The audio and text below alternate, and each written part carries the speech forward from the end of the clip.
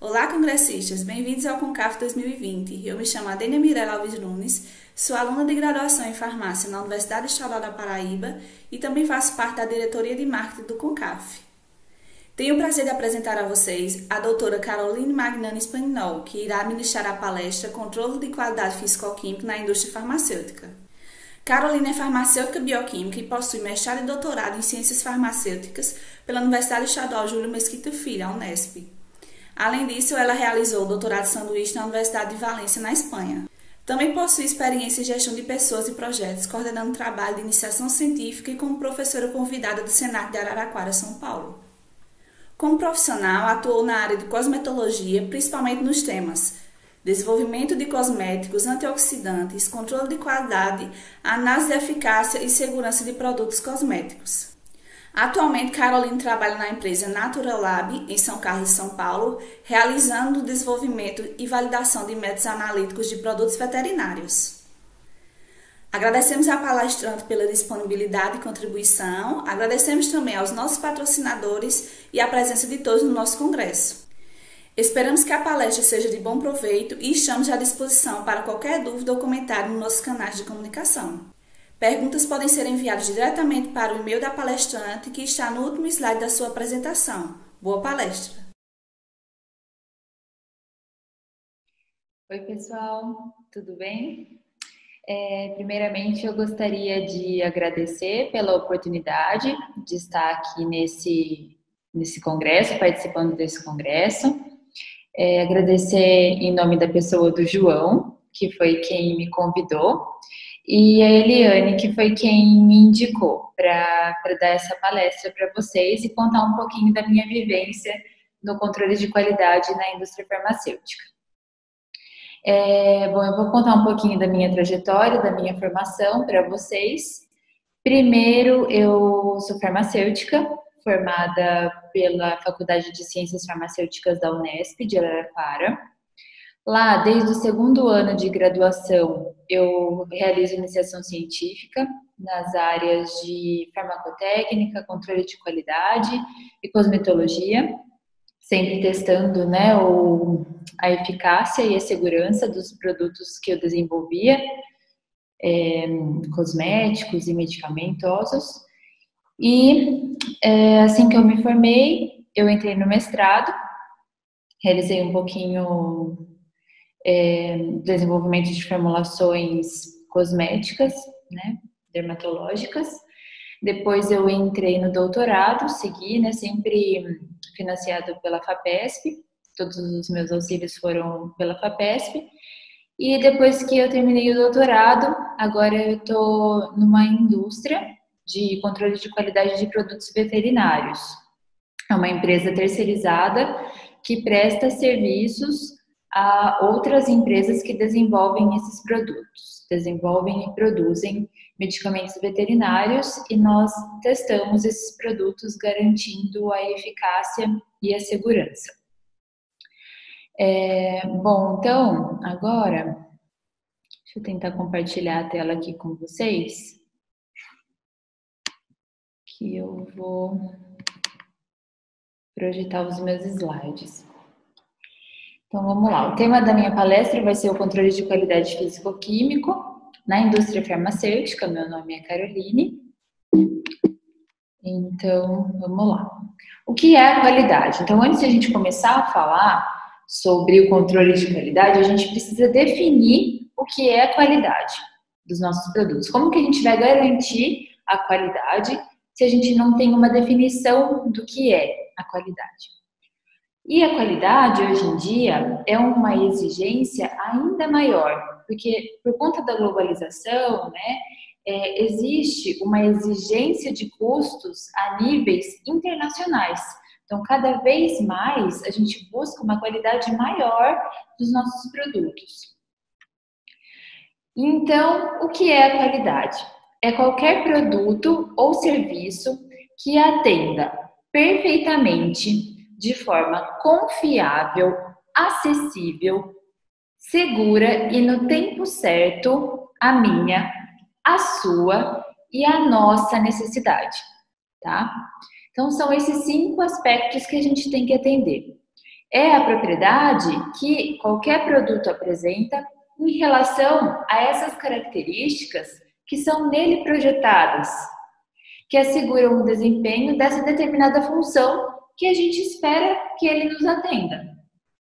Então, assim, é a verificação do cumprimento ou não de todas essas exigências em relação à empresa para que ela produza um produto com qualidade. Então, geralmente a gente encontra um produto que é acessível ao nosso bolso, mas que ele não atende à nossa necessidade.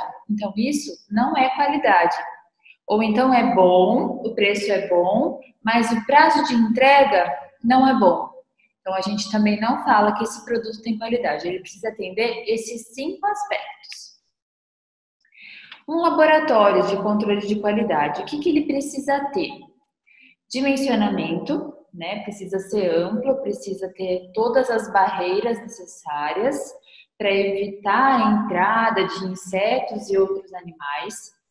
Precisa ter uma adequada distribuição das salas para evitar a contaminação cruzada de um espaço para outro. Precisa ter corredores amplos que permitam a passagem das pessoas, dos operadores e dos equipamentos. O fluxo de material também deve seguir um fluxo que não precise voltar da produção, né? Precisa ser um fluxo único, de entrada da matéria-prima até a saída do produto final, para não ficar indo e voltando e permitir contaminação. A gente tem que sempre evitar isso. Recursos de esterilização de materiais, autoclaves, né? Todas as luz UV que seja necessária para evitar a contaminação. Ar filtrado, reduzir o número de partículas no ambiente, pressão positiva nos locais em que são exigidos, climatização, muitos aparelhos eles requerem temperaturas reduzidas das salas para o melhor funcionamento e o melhor tempo de vida útil desses equipamentos, barreiras acústicas, né, também para evitar esse tipo de atrapalhar, né, o som de um local para o outro. Local de alimentação adequado, nunca se pode comer dentro de um laboratório. E sempre a empresa tem que estar fornecendo treinamento pessoal para todos os operadores. Isso é muito importante, tá? O laboratório de controle de qualidade, ele é responsável pela implantação de uma gestão de qualidade baseada em um minucioso planejamento de objetivos e metas.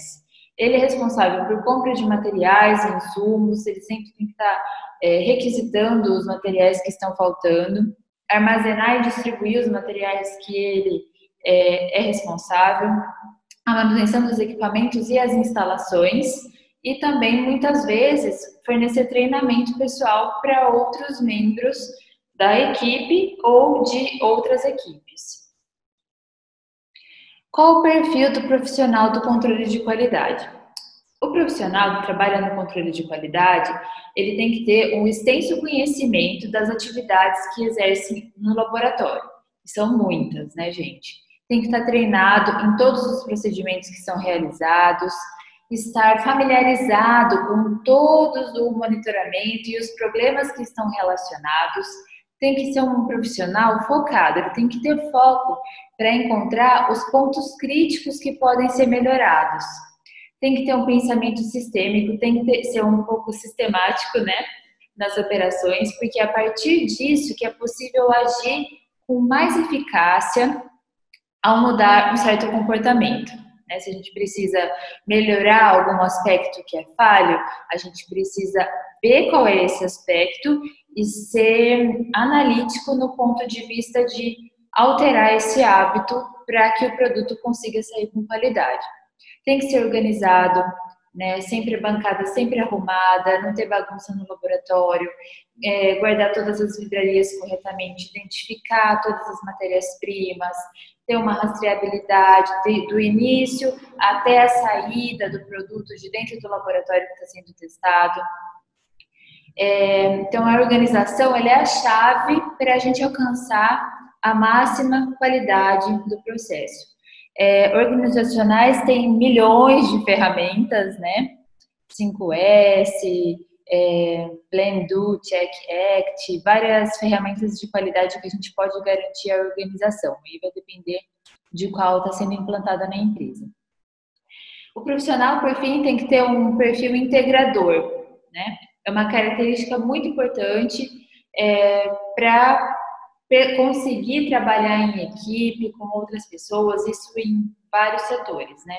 Na nossa vida, a gente precisa ter um perfil integrador para conseguir trabalhar com profissionais e conversar com pessoas de diversas áreas, com perfis diferentes. Para garantir a qualidade de produtos farmacêuticos, precisam ser introduzidos métodos analíticos, tá? Que seria a adoção de procedimentos de validação, para a gente confiar, poder ter uma confiabilidade que é necessária para a aplicação das técnicas de quantificação. Então, para a gente quantificar um produto, a gente precisa ter um método que seja validado, que a gente confie nesse método para identificar e quantificar a substância que está sendo analisada. Para isso existem várias legislações que são seguidas para garantir isso, o ICH, Inmetro, Anvisa, RDC 166 da Anvisa de 2017.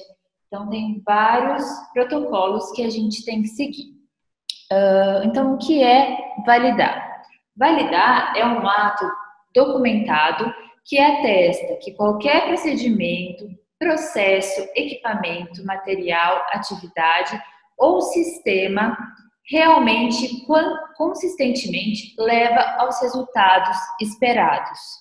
Para a gente confiar em um método analítico, ele precisa ser validado. Validar também é inovar, agregar valor e mostrar que tal processo apresenta mais valia. Então, se a gente olha um método validado e um método não validado, com certeza a gente vai dar mais valor e mais confiabilidade a qual? Ao método que é validado, certo? Então, assim, a gente reduz ou elimina os inconvenientes dos métodos convencionais, aumenta a confiabilidade dele e também, muitas vezes, a gente consegue reduzir custos, porque a gente desenvolvendo um método analiticamente, pensando a que ele se destina, muitas vezes a gente consegue reduzir tempo de análise.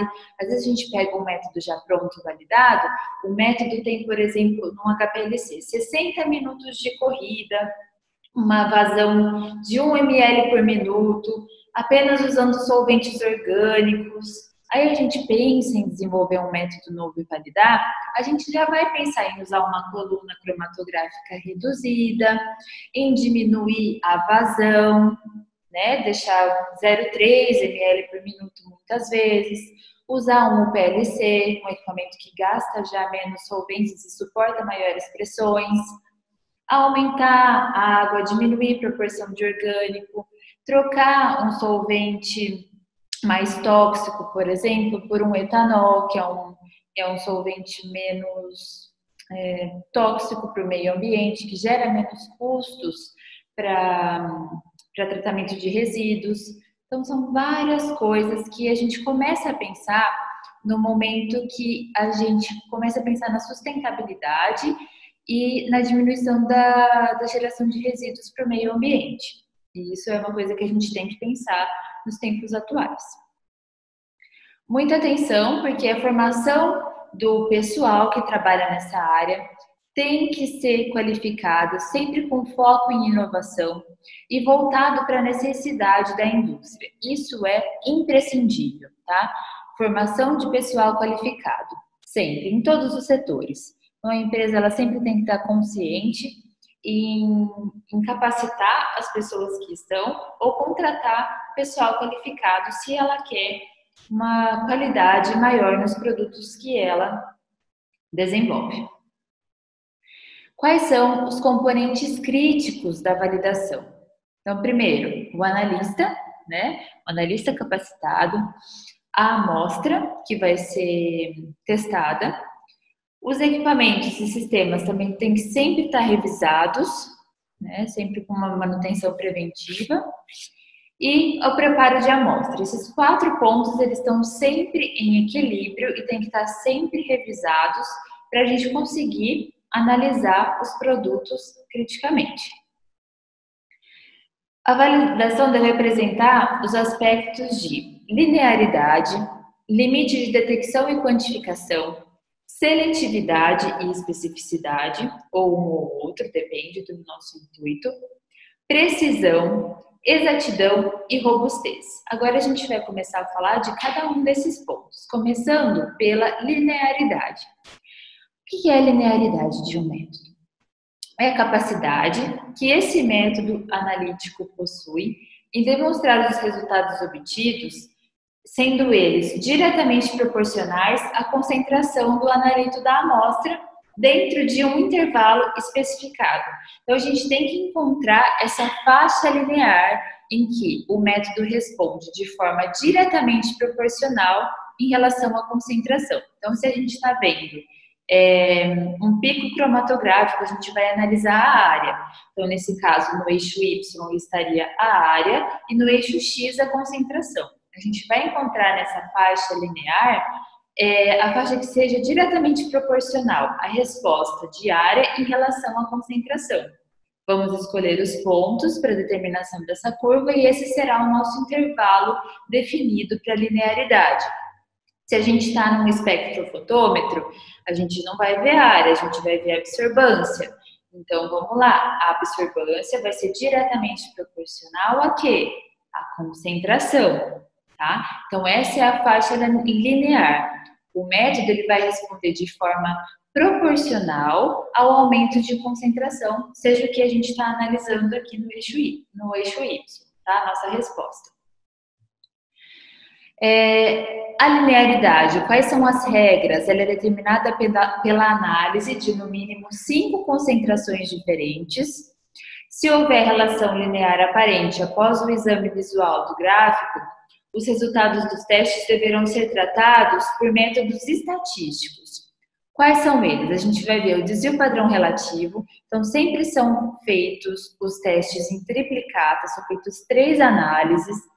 E aí, o desvio padrão relativo, que é o mesmo que coeficiente de variação, ele não pode ser, por exemplo, maior que 2%, em alguns lugares 5%. Então, a gente vai avaliar se esse desvio padrão relativo está passando do que a gente deseja. A equação da reta também é obtida e também é feita a determinação do coeficiente de correlação, tá? O R, ou de determinação, que é o R quadrado. O critério mínimo aceitável do R deve ser igual ou maior do que 0,99, tá? Então, o mínimo é 0,99, igual ou maior do que isso. Também é necessária a análise de variância ANOVA e o gráfico de resíduos, que hoje também é exigido em todas as legislações. Agora a gente vai falar um pouquinho sobre o limite de detecção e de quantificação. O limite de detecção é o menor conteúdo que pode ser medido com razoável certeza estatística, tá? Então, ele é definido por ele é preconizado pela AOAC e pela National Association of Testing Authorities, de 2012. Então, é a mínima concentração que pode ser detectada, mas não necessariamente quantificada. É o limite mínimo que é detectado, tá? Já o limite de quantificação, o LQ, é o conteúdo igual ou superior ao menor ponto da concentração da curva analítica. Então, a gente nunca pode, por exemplo, começar uma curva analítica em um ponto que seja inferior ao limite de quantificação, porque o nosso método não está conseguindo quantificar uma concentração menor, por exemplo, que 10. Se o meu primeiro ponto da curva analítica é 10, o meu limite de quantificação tem que ser inferior a 10, tá? Então, ele vai ter que ser 1, 2, tá? Valores que sejam inferiores a 10, que é o meu primeiro ponto da curva analítica. Por exemplo, se eu defino minha concentração linear 10, 20, 30, 40, 50. E aí o meu limite de quantificação é 20, o meu ponto de 10 não poderia estar na curva analítica, porque eu não tenho segurança na quantificação do ponto de 10, tá? Então esse ponto, ele não poderia estar dentro da minha curva analítica. A gente tem que sempre observar isso. Seletividade e especificidade não são a mesma coisa. Vamos definir o que é um ou outro. Em muitos lugares aparece igual, né? Especificidade ou seletividade, mas não é, que fique claro. Vamos lá. O método seletivo, tá? Ele tem a capacidade de medir exatamente um composto na presença de outros produtos nele contidos. Então, por exemplo, produtos de degradação. Muitas vezes a gente faz a seletividade por uma análise de degradação forçada. Então, a gente pega o nosso produto, tá? A matéria-prima, o produto final, e submete ele a condições de degradação, de estresse, que são forçadas.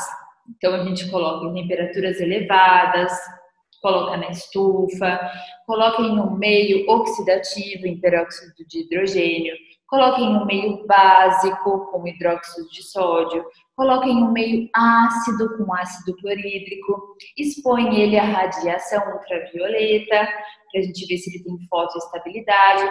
A gente vai forçar o nosso fármaco a degradar. E aí a gente vai garantir que nenhum produto de degradação absorve, por exemplo, no mesmo comprimento de onda e no tempo de retenção do ativo que a gente está estudando.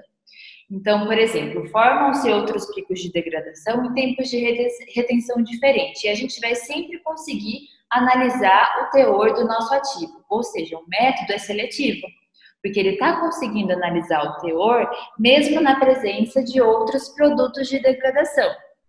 Impurezas também já cai nesse mesmo aspecto, e adjuvantes. Na questão dos adjuvantes, muitas vezes a gente faz o quê para testar a seletividade?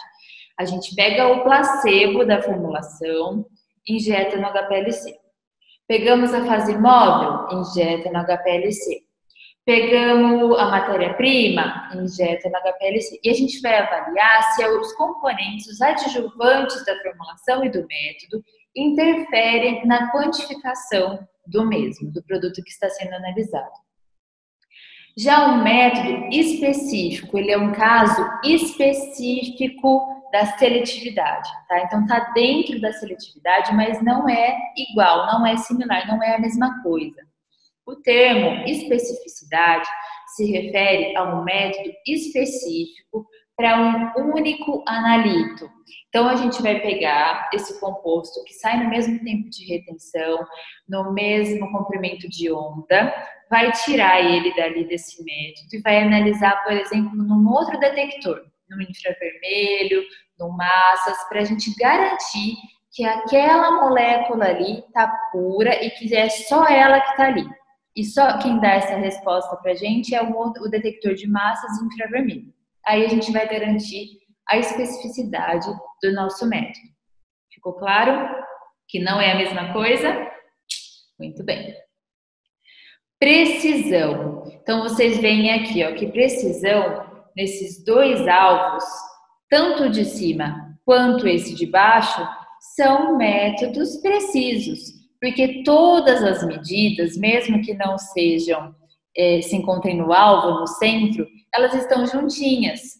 Então, ambos nos indicam a precisão do método.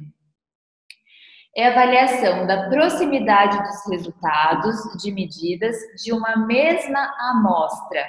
Então, existe a precisão intradia ou a repetibilidade, que é a concordância entre os resultados dentro de um curto período de tempo com o mesmo analista e uma mesma instrumentação.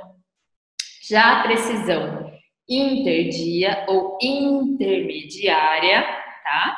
É a concordância entre os resultados no mesmo laboratório, mas obtidos em dias diferentes e com analistas também diferentes. Então, tem esses dois pontos da precisão que são analisados. A precisão intradia, que é chamada de repetibilidade, e a precisão interdia em dias diferentes, também chamada de precisão intermediária, tá bom? Que é em dias diferentes por analistas diferentes. A reprodutibilidade ou precisão interlaboratorial é a concordância dos resultados obtidos em laboratórios diferentes em estudos colaborativos. Então, aí você pede para outro lugar realizar a mesma análise para ver se esse método tem a precisão interlaboratorial. As regras. A precisão, ela pode ser expressa pelo desvio padrão relativo entre as análises também. O valor máximo aceitável deve ser definido de acordo com a metodologia que é empregada e a concentração do analito na amostra, mas geralmente não se admite valores superiores a 5%. Já a exatidão, olha como é diferente da precisão. A exatidão, ela vai avaliar a distância dos valores em relação ao valor esperado, ao alvo, tá vendo? Então, vamos lá. É a proximidade dos resultados obtidos em relação ao valor verdadeiro, o valor que a gente espera que tenha ali. É feito pelo método de adição de padrão, em que a gente adiciona o padrão do produto, do fármaco, ao medicamento.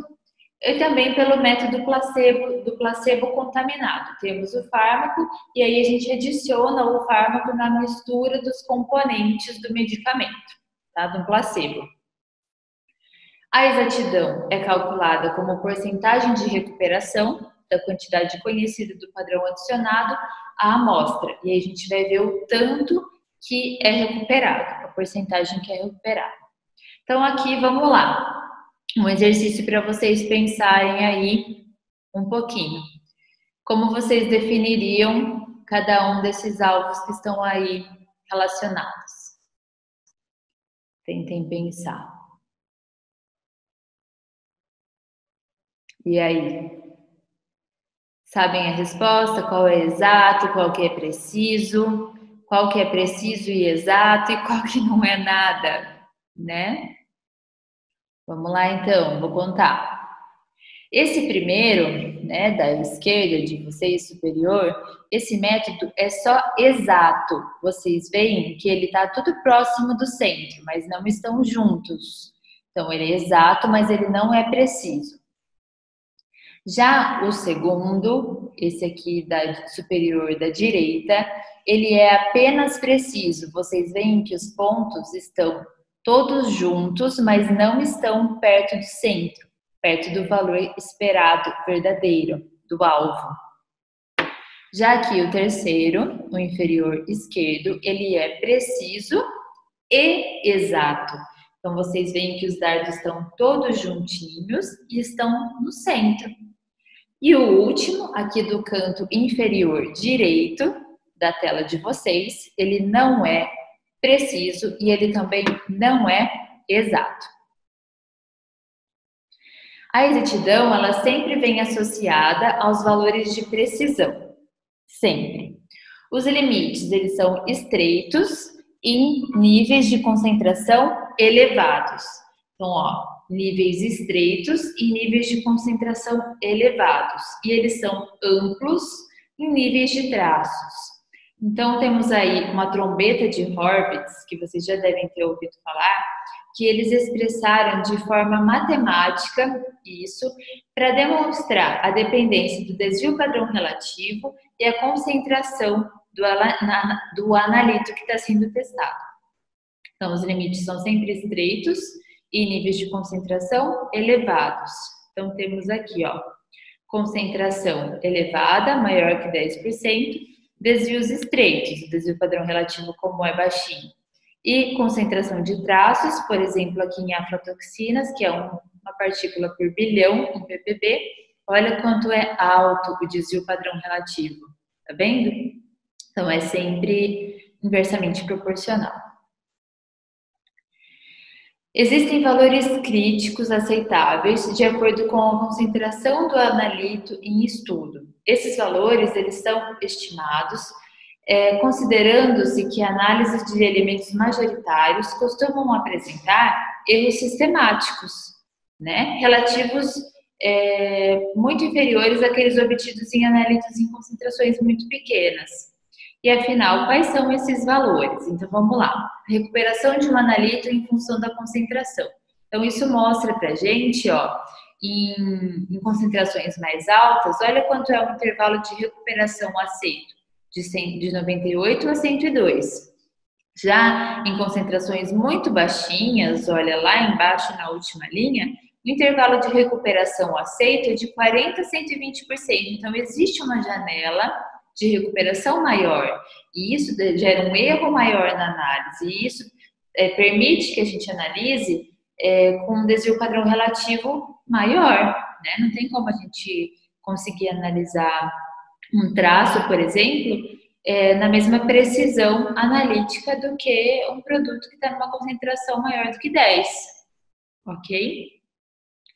O último parâmetro analítico que a gente vai falar hoje é sobre a robustez. Vamos lá, a robustez, um método robusto, a robustez é a medida de sua capacidade em resistir a pequenas variações nos parâmetros analíticos. Então, a gente vai promover pequenas alterações no método analítico e ver se o método consegue detectar e quantificar de forma segura os compostos que estão sendo analisados, mesmo diante de pequenas variações no método analítico. Ele indica a sua confiança durante um uso rotineiro, por exemplo, porque às vezes a gente pode estar usando um etanol da marca A e esse etanol acaba no laboratório. Aí a gente tem que usar o etanol da marca B. E aí, se o nosso método for robusto, ele vai sentir essa diferença. A gente vai quantificar o nosso analito e aí vai ver que tem mais ou menos substância, e às vezes é porque o método não é robusto, porque ele quantificou de maneira diferente na presença do etanol A e do etanol da marca B. E aí a gente vai falar que tem menos, e na verdade não é por conta do teor do analito, e sim por conta de uma alteração pequena no método que foi inicialmente proposto. Então, por isso que existe a robustez, para que ela nos dê confiança durante o uso rotineiro e pequenas alterações que são comuns de serem realizadas. Na robustez se constata a suscetibilidade do método e, assim, as precauções que devem ser incluídas no procedimento. Então, se, por exemplo, o método não é robusto para uma pequena alteração de temperatura da coluna, a gente vai ficar atento. Olha, eu sempre, para esse método, vou ter que trabalhar com uma temperatura controlada de coluna de 40 graus Celsius. Eu não posso alterar esse parâmetro, não pode sofrer pequenas alterações. Ou então isso é no preparo da amostra. Se eu deixar 10 minutos no ultrassom, eu tenho tantos % de teor. Agora, se eu deixar 20 minutos no ultrassom, eu vou ter tantos %. Então, eu sei que eu tenho que controlar o tempo de ultrassom dessa minha amostra, tá? Então, precauções que devem ser incluídas no procedimento de análise. Bom, eu vou falar um pouco para vocês agora, que a gente já terminou de ver todos os parâmetros analíticos para validação de um método. Eu vou falar um pouco de como que é a minha rotina de trabalho na Naturilab, que é a empresa que eu estou trabalhando agora, como analista, né, do controle de qualidade de produtos veterinários. Lá a gente trabalha com o PLC, né, que é um cromatógrafo de ultra performance, de separação de ultra performance, e também são realizadas técnicas de separação por cromatografia de camada delgada. Temos um cromatógrafo gasoso, né, um GC-FID, um GC-MS, um UHPLC-MS com detector de massas também. Dos ensaios físico-químicos que são realizados lá no laboratório, a gente vê o aspecto dos produtos, densidade, umidade, a determinação do pH das formulações que chegam para a gente, O tempo de desintegração de comprimidos. São feitos também ensaios de friabilidade de comprimidos, de dureza, de solução, também são realizados, a gente já tem um aparelho de solução que são feitos ensaios. O teor de cinzas, também é medido a viscosidade, através de um viscosímetro, o peso, né, é analisado também, e a velocidade de ressuspensão, que é um teste feito específico para suspensões. A pureza dos produtos é determinada por cromatografia, na maioria das vezes. É realizado também o doseamento das formulações em relação ao teor, impurezas, e identificação é feita por UHPLC-DAD ou UHPLC com detector de massas. É feito lá também o teste de similaridade entre vários lotes. Então, a gente pega vários lotes, o início, meio e o fim desses lotes, e analisa se há diferença entre eles, não pode haver, né? Então, diferentes lotes têm que ter o mesmo teor e as mesmas especificações fisicoquímicas, e a gente analisa isso. Analisamos o teor da matéria-prima e do produto acabado, se está de acordo com as especificações a que ele se destina. Realizamos o período de utilização quando o produto é multidoses. Então, se, por exemplo, esse produto, depois de aberto, ele tem que ser utilizado em 30 dias após a abertura do frasco, a gente avalia se há alguma alteração de teor ou aspecto físico-químico desse produto em relação aos 30 dias que ele se destina. Ou então o produto é feito para ser misturado em uma ração. E aí, em 24 horas, a gente tem que verificar se ele apresenta estabilidade nessa ração. Ou se é um produto que é adicionado na água, né? Por exemplo, de aves para consumo. Então, vai ficar 24 horas lá na água e a gente tem que garantir que o teor está dentro das especificações em 24 horas dele na água. Então, são feitos ensaios assim também de período de utilização. Lá a gente também desenvolve métodos, então chega um produto e muitas vezes não tem nada na farmacopeia, não tem artigos que detectem da maneira que a gente necessita, então a gente desenvolve métodos analíticos novos, sempre pensando em todos esses critérios que eu já falei para vocês, de redução de tempo de análise, redução de tempo de preparo, né, do produto, redução de geração de resíduos e tudo mais, segurança do operador, e validamos esses métodos analíticos seguindo os guias, né, a 899/2003, a 177 da Anvisa de 2017, o mapa, em metro, enfim. Lá também a gente faz estudos de degradação forçada para ver em que faixas de pH que ele tem estabilidade, o produto, em que condições, né, de análise que ele tem sensibilidade ou não, se ele é fotossensível, se ele resiste a um meio básico, se ele resiste a um meio ácido. Então, para isso a gente faz o estudo de degradação forçada. Fazemos estudos de estabilidade acelerada e de longa duração e analisamos o teor e todas as características físico-químicas inerentes a cada produto. Verificamos o perfil de dissolução de comprimidos. Desenvolvemos e validamos esses métodos de dissolução para comprimidos e cápsulas. E também verificamos a uniformidade de dosagem unitária, tá? Então, é basicamente esses pontos que a gente trabalha no nosso dia a dia na empresa. Eu queria agradecer mais uma vez a atenção de vocês e o convite.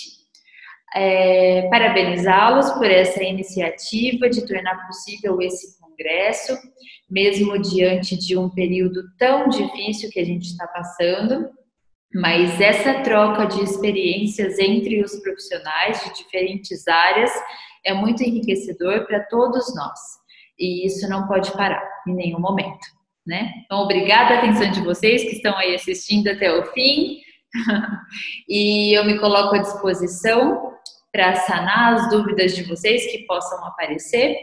Tô deixando o meu e-mail aí e vocês não precisam hesitar em me contactar caso seja necessário, tá bom? Obrigada a todos, um grande beijo. Tchau, gente!